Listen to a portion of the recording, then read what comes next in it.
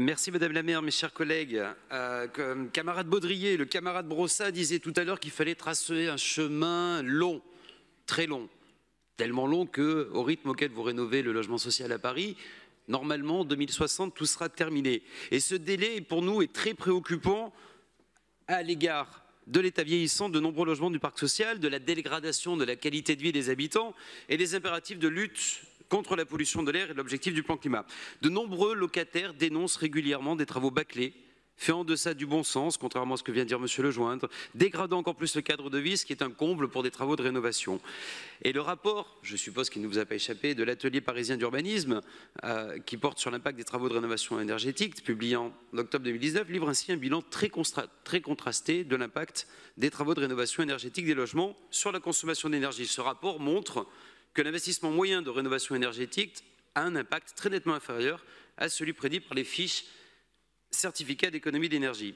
Alors notre groupe a pu remarquer à de nombreuses reprises lors des commissions d'attribution de logements sociaux que beaucoup d'habitants refusaient certains logements du parc social à cause des charges qui restaient encore trop élevées, et ce malgré des travaux de rénovation effectués peu de temps avant. Sans doute ce sont ces classes moyennes que M. Brossat évoque, vous savez, à 7 000 € par mois pour un couple.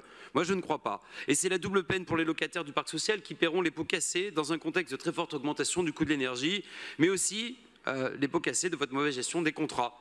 Nous pouvons citer comme exemple la rupture unilatérale du contrat entre la régie immobilière de la ville de Paris et son prestataire en début de 2022, malgré un accord convenu à un prix donné, contraignant la RVIP à contracter dans l'urgence au prix du marché, et ce qui contraint évidemment une hausse importante et soudaine des charges payées par les locataires. Voilà ce à quoi doivent s'attendre les Parisiens dans un avenir très proche.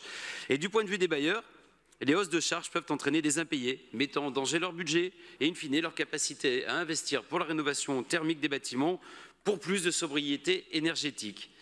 La capacité de financement des travaux de rénovation par les bailleurs sociaux de la ville doit être la priorité. Se cacher derrière le manque de soutien financier de l'État ne suffit pas.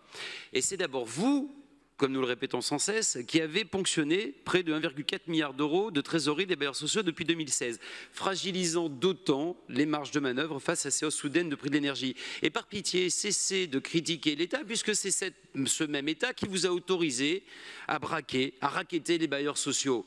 Donc la connivence, et que venons de voir entre Éric Lejoindre et Pierre Bournazel, est encore une fois très assumée. Comme si cela ne suffisait pas, vous souhaitez désormais que les bailleurs sociaux préemptent directement des immeubles pour créer des logements sociaux, alors qu'ils devraient d'abord et avant tout se concentrer sur la rénovation du parc existant. Madame la maire, chère Anne Hidalgo, nous tenons vos engagements, ce sont vos propos. Navré de vous dire que c'est faux. En 2021, vous n'avez pas atteint vos objectifs de 5 000 logements sociaux rénovés. On n'est pas à la rectification d'une contre-vérité près avec vous. Et vous devez rester une exception, mais au regard de vos différentes communications, vous souhaitez toujours plus transformer massivement les logements libres en logements sociaux.